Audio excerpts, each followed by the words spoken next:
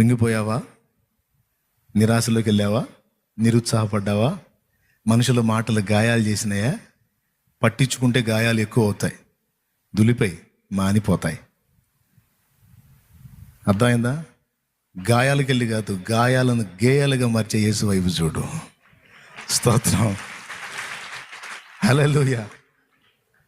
గాయాలన్నీ గేయాలుగా మార్చును నీకు యేసయ్య, సాయమిచ్చి ఆయినిచ్చి కౌగిట దాచును మెస్సయ్య.